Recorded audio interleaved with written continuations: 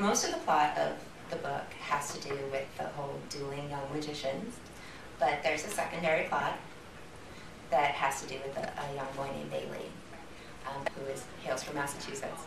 So I thought I would read you a section from his story, and this is the beginning of that, so it doesn't really need a whole lot of preamble. So, I'm not going to tell you too much about the book. Truth or Dare, Concord, Massachusetts, September 1897. They sit in the oak tree in the afternoon sun, the five of them. His sister Caroline on the highest branch, because she always climbs the highest. Her best friend Millie perches below. The Mackenzie brothers, throwing acorns at the squirrels, are somewhat lower than that, but not low enough to be considered anything but high. He is always on the low branches, not for fear of heights, but for where he ranks in the group, when he is even allowed to be a part of it. Being Caroline's younger brother is both a blessing and a curse that way. Bailey is sometimes allowed to join them, but always kept in his place. Truth or Dare, Caroline calls from the upper branches. She receives no reply, so she drops an acorn directly on her brother's head. The Night Circus is not YA. Or Dare, Bailey, she repeats. Bailey rubs his head through his hat. Maybe the acorn makes him choose the way he does. Truth is a resigned response, a yielding to Caroline's abusive, nut-throwing version of the game. Dare is marginal and more defiant. Even if he's humoring her, at least he isn't a coward. It seems like the right thing to say, and he feels rather proud of himself when it takes Caroline a moment to respond. She sits on her branch some 15 feet above him, swinging her leg and looking off over the field while she formulates the dare. The Mackenzie brothers continue to torment the squirrels. Then Caroline smiles and clears her throat to make her proclamation. Bailey's Dare, she starts, making it his own and no one else's, binding him to it. He begins to feel uneasy before she even says what the dare actually consists of. She pauses dramatically before declaring, Bailey's Dare is to break into the Night Circus. So I hope that Millie gasps. The Mackenzie brothers stop their acorn throwing and look up at her, squirrels abruptly forgotten. A huge smile spreads across Caroline's face as she stares down at Bailey. And brings something back as proof, she adds, unable to keep the hint of triumph for weeks. A little bit. It is an impossible thing, and all of them know it. Bailey looks out across the fields where the circus tents sit like mountains in the middle of the valley. It is so still in the daytime. Most of the plot lights and no music and no crowds of people. Just a bunch of striped tents, but there's a secondary yellow and gray, then black and white has to make on the young boy named Bailey. It looks odd and perhaps a bit mysterious, but not extraordinary. Not in the middle of the day. And not terribly scary, Bailey thinks. I'll do it, he says. He jumps down from his low branch and starts across the field, not waiting to hear the replies, not wanting Caroline to retract that dare. He is certain she expected him to say no. They sit in the oak tree in the afternoon. An acorn whizzes by his ear, but nothing else. His sister Caroline on the highest branch. And for reasons Bailey always climbs the highest too.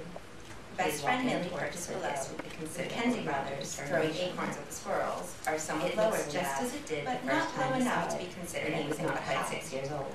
He is always on materialized in the same spot for fear of heights, but for where he ranks in the group.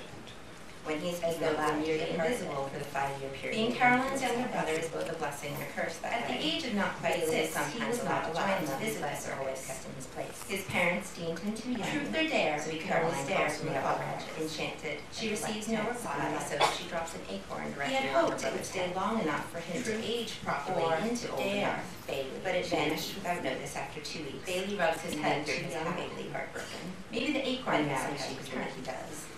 It arrived as a resigned response, not yielding to Caroline's had been present for longer, Caroline likely would have chosen a Dare is marginal. The circus is fine at the top of the town, even if he's humoring her. At least he is a coward.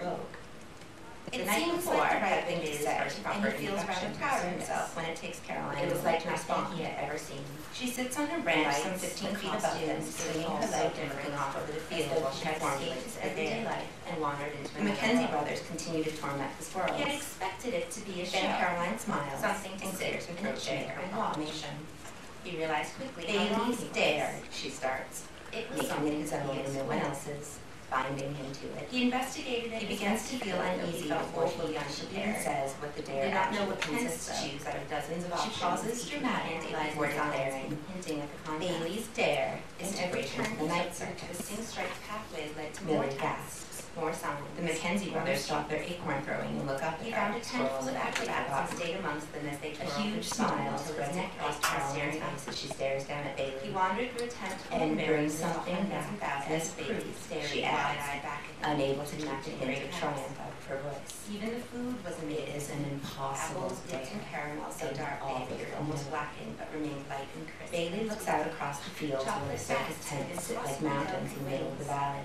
The most delicious so still in the daytime, with no lights and no music and no crowds of people. And it seemed just a bunch of striped tents, looking more yellow and gray than black and white in the afternoon sun. It looks odd and perhaps a bit mysterious, but not extraordinary, not in the middle of the day. And not terribly scary, Bailey would have stayed all night. I'll do it, he says. He jumps down from his low branch and starts across the field, not waiting to hear the replies, not wanting Caroline to retract the dare. He is certain she expected him to say no. An acorn whizzes by his ear, but nothing else. And for reasons Bailey cannot quite put words to, he is walking toward the circus with a considerable amount of determination. It looks just as it did the first time he saw it, when he was not quite 6 years old. It materialized in the same spot then, and now looks as though it has never left. As though it were merely invisible for the 5-year period when the field sat empty. At the age of not quite 6, he was not allowed to visit the circus. His parents deemed him too young, so he could only stare from afar, enchanted at the tents and the lights. He had hoped it would stay long enough for him to age properly into old enough, but it vanished without notice after 2 weeks, leaving too young Bailey heartbroken. But now it has returned. It arrived only a few days ago and is still a novelty. Had it been present for longer, Caroline likely would have chosen a different dare, but the circus is currently the talk of the town, and Caroline likes to keep her dares en vogue. The night before had been Bailey's first proper introduction to the circus. It was like nothing he had ever seen. The lights, the costumes, it was all so different, as though he had escaped his everyday life and wandered into another world.